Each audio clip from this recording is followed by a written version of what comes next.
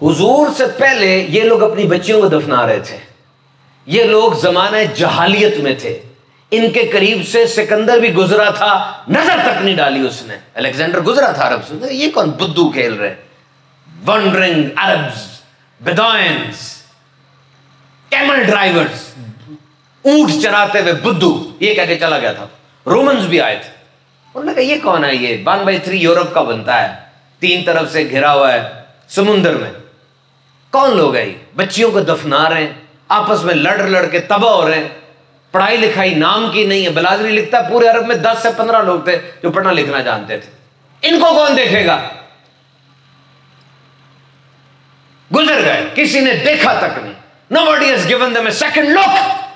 دوسری نظر ڈال کے دیکھنا ایک بات ہوتی ہے نا. جب میں اجتماع میں داخل ہوا, میں نے دیکھا اتنی اچھی LCD لگی ہوئی ہے, آپ بیٹھے ہوئے ہیں, تو دوسری نظر ڈال کے میں نے دیکھا.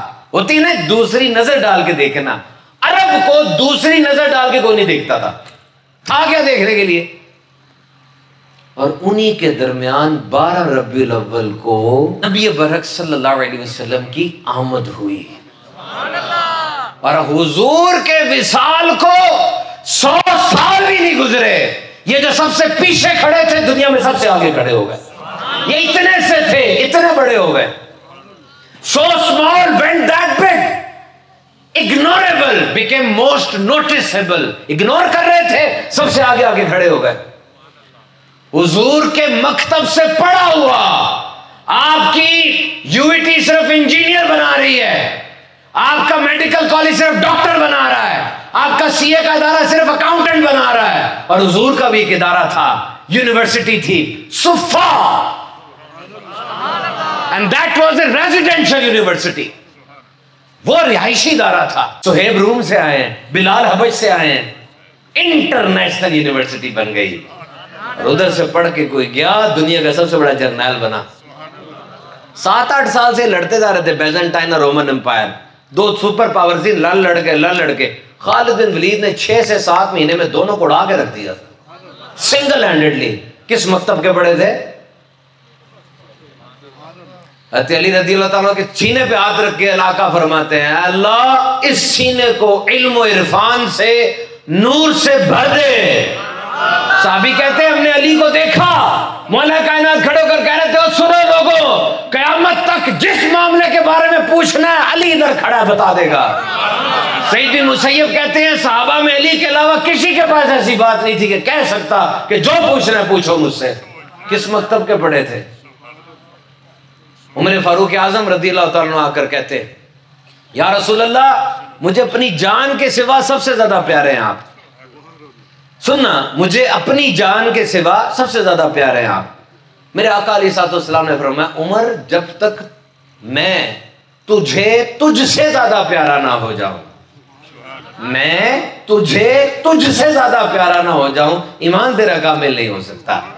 عمر فاروق اعظم عرض کرتے یا رسول اللہ بس سن لیجئے, مجھے اب آپ مجھ سے زیادہ پیارے ہو گئے. تربیت لیسن کیسا دیکھیں, ایمان کی کاملیت ودن سیکنڈز ہو گئی نا. اور عمر فاروق کہہ رہے ہیں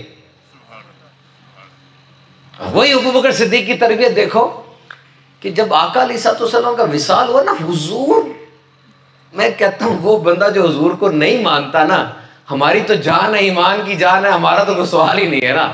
قرآن تو ایمان بتاتا ہے انہیں, اور ایمان کہتا ہے میری جان ہے, یہ سب کچھ ہی حضور ہے. لیکن وہ جو مانتے ہی نہیں ان کی باتیں سنو. ایک کہتا ہے کہ میں نے ان کی ذات کو پڑھا کہ میں پڑھ کے ان کے خلاف کچھ بات کروں گا, 20 دن کے بعد اس نے حضور کا کلمہ پڑھ لیا. وہ کہتا ہے یہ کیا ہوا؟ وہ کہتا ہے یہ ایسی ذات ہے جتنا پڑھتے جاؤ گے اتنی ان سے محبت بڑھتی چلی جائے گی. دیکھیں تو صحیح یار.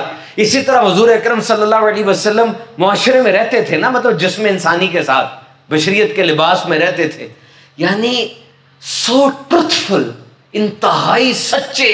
کسی نے سوچا تک نہیں کہ کبھی معاذ اللہ کوئی جھوٹ کا شبہ ہوگا ان سے. ایسے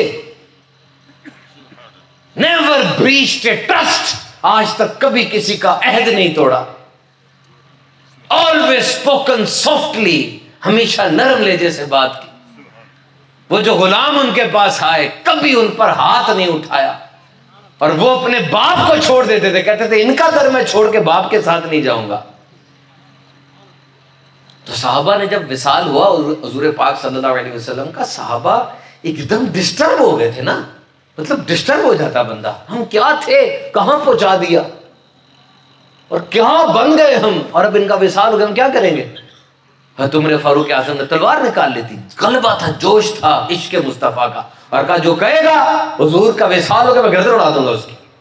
حضرت عثمان غنی سختے کے عالم میں آ گئے، حضرت علی کرم اللہ وجہ الکریم رارو زار روتے چلے جا رہے ہیں، اور اس وقت this was the time of disaster, crisis management, گھر میں ہوتا ہے نا ایسے کرائسس مینجمنٹ، کرائسس آ گیا نا، سمجھ لو بظاہر تباہی آ گئی ہے بہت بڑی، کیا کریں گے؟ عقلیں گم ہو گئی، زبانیں خاموش، اب کیا ہوگا؟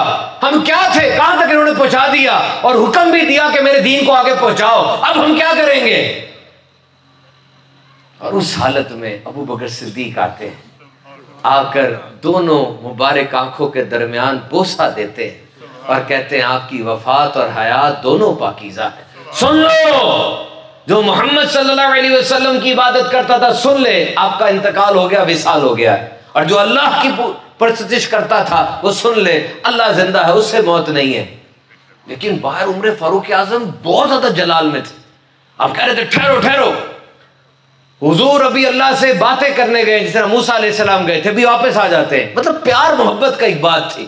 آپ نے پھر لوگوں کے سامنے سورہ آل عمران کی آیت تلاوت کی کہ دیکھو نبی اگر شہید کر دیے جائیں یا ان کا انتقال ہو جاتا ہے تم الٹے پاؤں پھر جاؤ گے، اور اگر الٹے پاؤں پھر گئے اللہ کو اس سے کوئی غرض نہیں ہے۔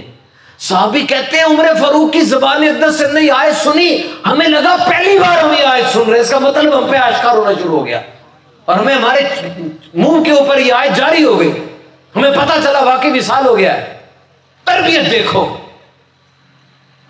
لوگ کہتے ہیں عمر فاروق اعظم کے زمانے میں تو 15 لاکھ میل فتح ہوا، ابو بکر صدیق کے زمانے میں اتنا کیوں نہ ہوا؟ بیس پڑ رہی ہے وہاں پہ، جیسے حضور کا وصال ہوا لوگوں نے، کسی نے کہا نماز نہیں پڑھنی، کسی نے کہا زکوٰۃ نہیں دینی، کوئی خود نبی بن کے بیٹھ گیا، اتنا فساد ہو گیا تھا۔ اور عمر فاروق اعظم ابو بکر صدیق سے کہہ رہے ہیں حضور نرمی کیجئے ٹھیک ہو جائے گا۔ ابو بکر صدیق کہتے ہیں عمر فاروق آپ زمانہ جاہلیت میں تو بڑے بہادر تھے، اب آپ کو کیا ہو گیا ہے؟ دین ختم ہو چکا ہے، وحی ختم ہو چکی ہے، کوئی کمی بیشی نہیں ہوگی، ایک رسی میں زکوٰۃ کم دی میں اس کے خلاف جہاد کروں گا، کیونکہ ایک رسی کم زکوٰۃ کی تب ہو جاتی، آج تک رسی کم ہی آ رہی ہوتی۔ تربیت دیکھو،